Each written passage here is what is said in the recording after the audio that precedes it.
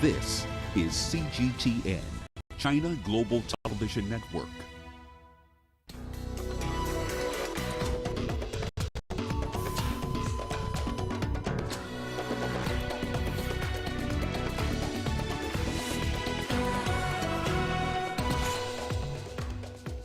The UN Security Council discusses the Israel-Palestinian conflict as dozens more are killed in Gaza.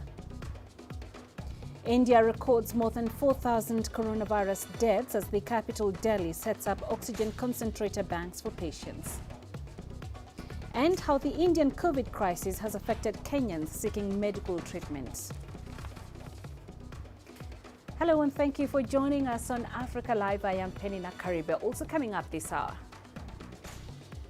A South African company promotes a vending machine that pays you to recycle waste. And in sports, Paralympics chief calls for better communication on committee preparedness. We begin in Palestine, where dozens more have been killed in Gaza as the fighting with Hamas stretched into its 7th day. On Sunday, Palestinian officials say 33 people were killed, including 13 children. It appears to be the deadliest strike so far in the current campaign. Overall, Israel's airstrikes on Gaza have killed 181 people, including 52 children. 10 people, including 2 children, have also been killed in Israel. Rescuers have been combing through the rubble of 4 residential buildings destroyed in pre-dawn attacks on the center of Gaza.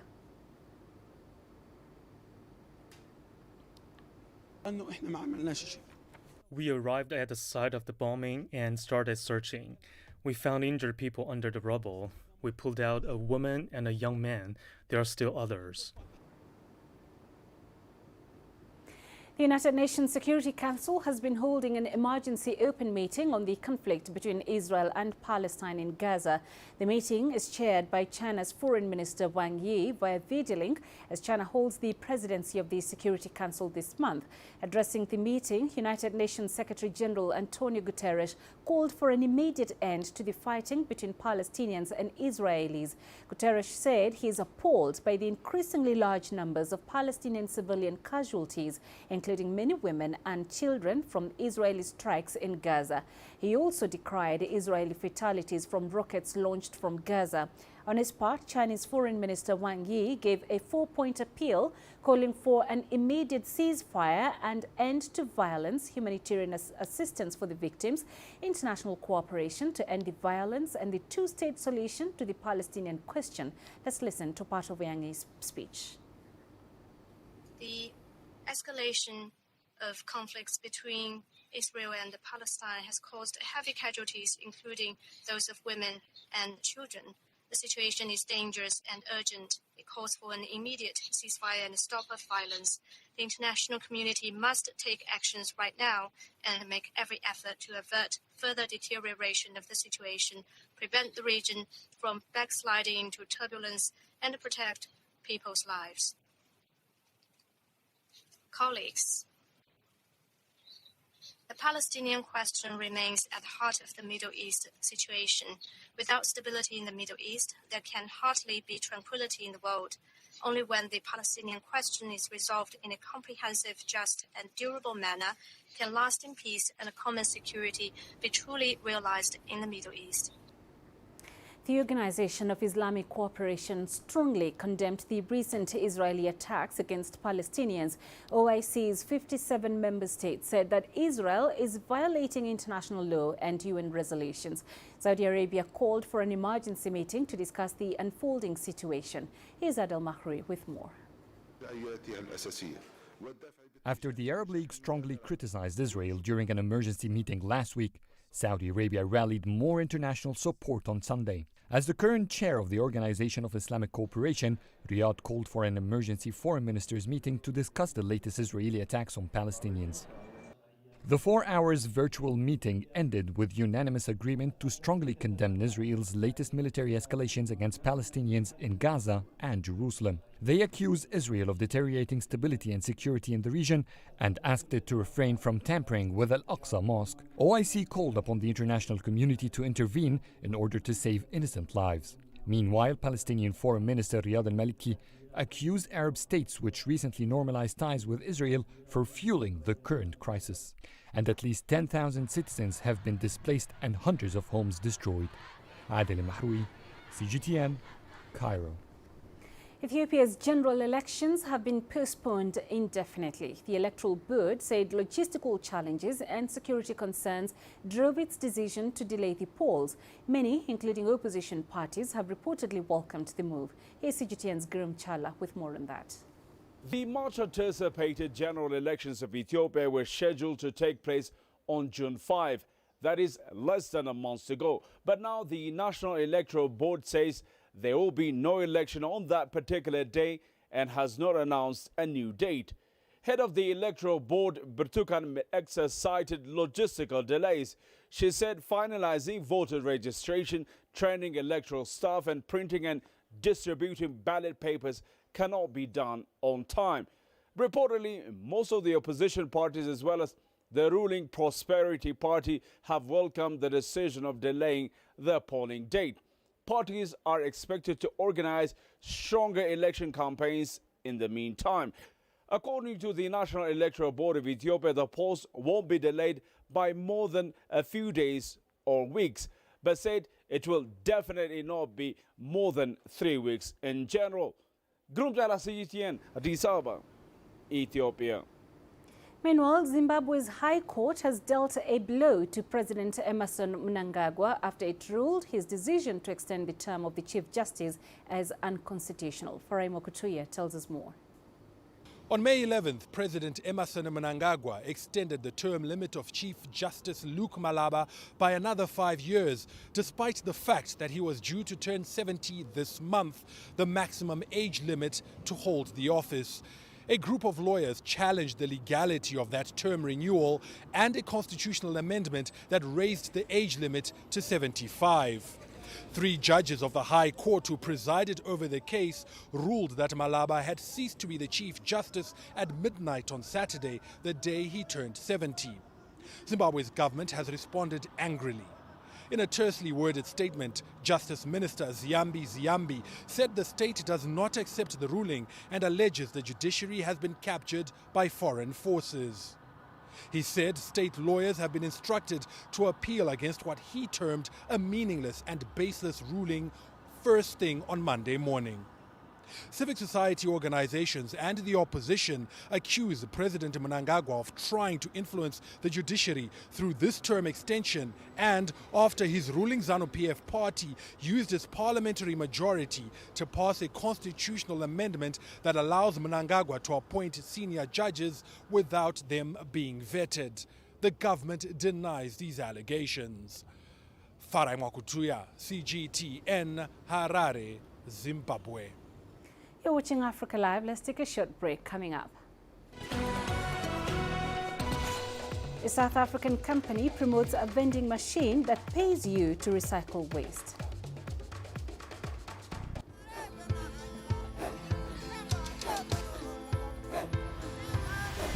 Africa is a continent of diversity, with varied climates and enchanting geography, and a people so distinct, but with a shared enduring spirit. We are at the heart of the continent to bring you the untold stories. Let's have a look. We celebrate Africa as it shapes its own destiny. Tunis, Cairo, Juba, Johannesburg, Ethiopia, Tanzania. Africa Live. Find your voice.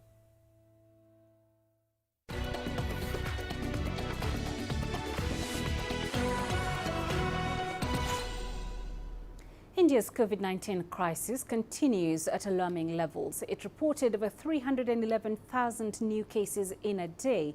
The Indian capital has announced it is setting up oxygen concentrator banks for patients in home isolation and intensive care units. Now, the African continent heavily relies on India for specialized treatment, surgical operations and the supply of medication. But with India battling the world's largest surge in COVID-19 cases, healthcare in Africa and Kenya in particular is feeling the heat too. CGTN's Inoxekolia reports. It's now evident that the COVID-19 situation in India is heavily affecting the African continent, with many patients being forced to seek specialized treatment elsewhere. I wanted to go to India. I really wanted to go to India because John Otanga is a freelance videographer with a Kenyan TV station. He has battled blood cancer for the last decade, and doctors have advised him to conduct a bone marrow transplant. India was his choice. we thought the pandemic in India was going to be done maybe soon, but now it's taking longer than we expect. And for me, I need the treatment as soon as possible. And that has forced him to look for treatment closer home, Egypt. We didn't know so much about Egypt. At this point, we are just trying to find somewhere. You can see the rates, because in India we were given the treatment plan. We knew the cost. It was only for us to try and collect our funds and getting ready for everything, since we had all the details concerning the treatment and the accommodation. I'm Idred. Dr. John Mwangi is a consultant surgeon based in Nairobi.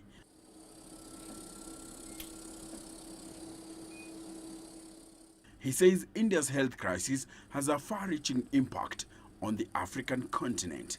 It also affects the pharmaceutical industry because we rely a lot on medications that we import from India, including the vaccine itself.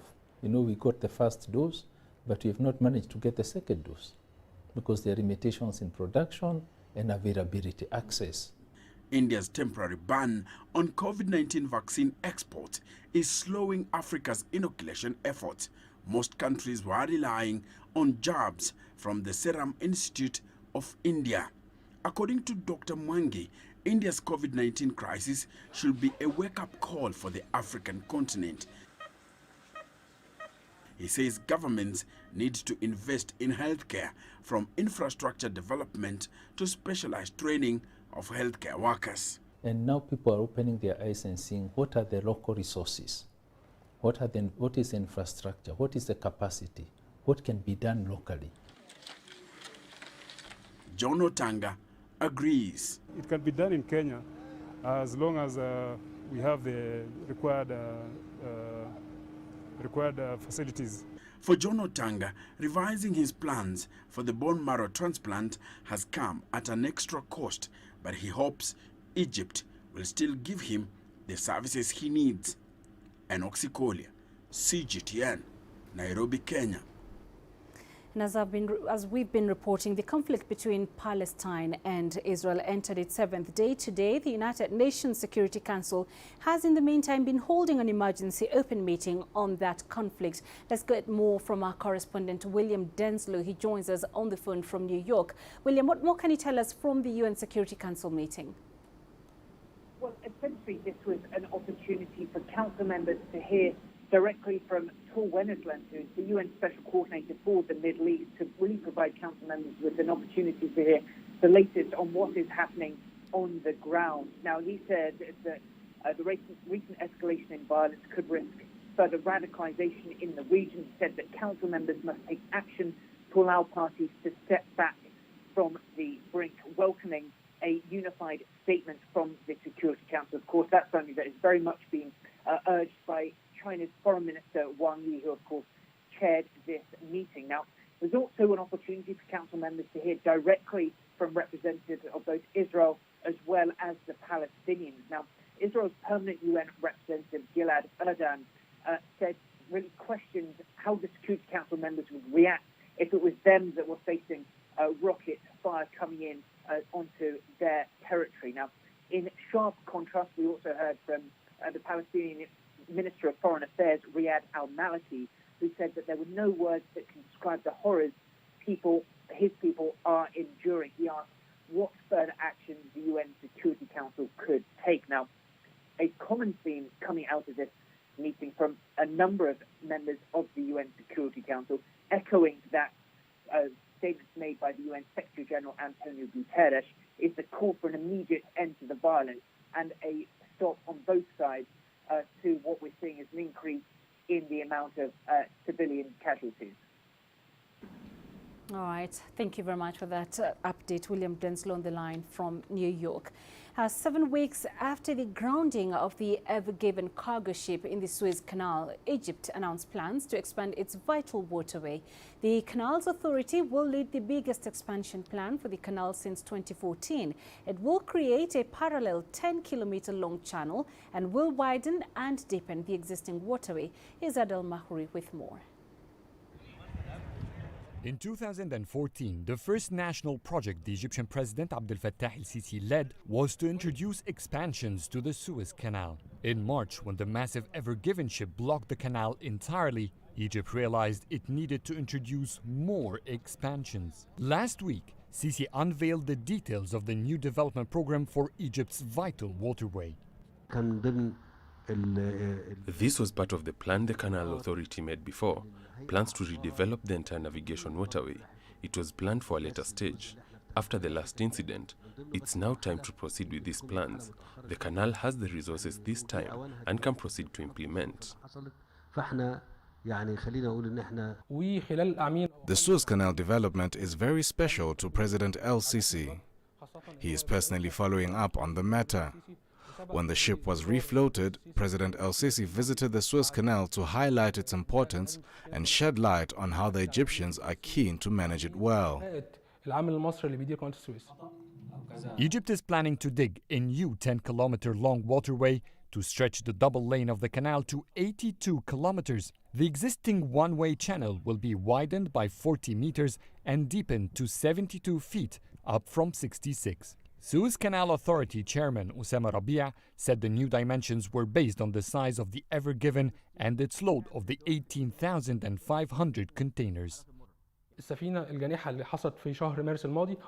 The grounding of the ship in March is the main reason behind the development plan. Most of the articles announced in that vision were issues that arose during the grounding. That's why we see a plan to deepen and widen the canal, although there will be a parallel channel. That's to make sure that no ship will get us stuck. An estimated 5 million cubic meters needs to be dredged in this massive expansion plan. The government didn't announce a budget yet. Back in 2014, Egypt signed contracts with 6 international firms to carry out the dredging in 1 year. President Sisi says the new project will have a more relaxed time frame. Egyptian President Abdel Fattah el-Sisi wants these new Suez Canal waterway expansions to be finished within 2 years. To avoid the nation's bleeding of foreign currency in executing this project, Egypt will avoid as much as possible relying on foreign companies in this new canal development plan. Adel Mahroui, CGTN, Cairo. To South Africa now, where a company has introduced reverse vending machines that effectively pays people to recycle. The Green Initiative is harnessing the power of technology to create an interactive recycling experience. CGTN's Yulisa Jamila has more. According to the World Bank, the world generates at least 3.5 tons of plastic and other waste per day, and that's 10 times the amount generated a century ago. South Africa's Environmental Affairs Department assessed that much of the waste in the country's oceans, rivers and waterways is due to littering, inadequate waste management and overflowing landfills. But a number of South African citizens and companies are now attempting to be part of the solution. Imagined F is one of those companies. The company offers businesses a distinctive opportunity to become environmentally conscious, while everyday consumers are given a chance to take ownership of their recycling behavior. We're trying to harness the power of technology by using the latest in tech, that being our machines, and making it an interactive and engaging experience, because in doing so, we believe that people will be more inclined to use it more. We also believe in the principle of paying people for their recyclable waste. We don't think this is a charity thing. We pay you for your waste. And that waste is then transferred to recycling partners. Those partners pay us for that waste and we pass that value on to the consumer. The Imagined Earth system works off product barcodes from their reverse vending machines. The machines are able to process plastic, glass, steel and aluminium. What a reverse vending machine does is it flips that process on its head. So instead of putting product out, it takes product in. And so I take my recyclable waste and I put them into the receiving hole of the machine. By doing that, the machine has motion sensors. It knows that product has entered. It starts to implement its process of scanning and assessing whether that product can be taken. If it is taken, the product falls into the receptacle bin at the bottom of the machine. If it's not accepted, the machine reverses its belts and pushes the product out. The whole system works via an app. We call it your personal recycling companion. So that app is your full interface to determine, it has an integrated barcode scanner to determine if the items are recyclable and accepted. The app works hand in hand with our reverse vending machines. Imagined Earth is currently working in tangent with a Chinese counterpart. As Imagined Earth, we're very proud to represent a company called Incom Tomra in South Africa.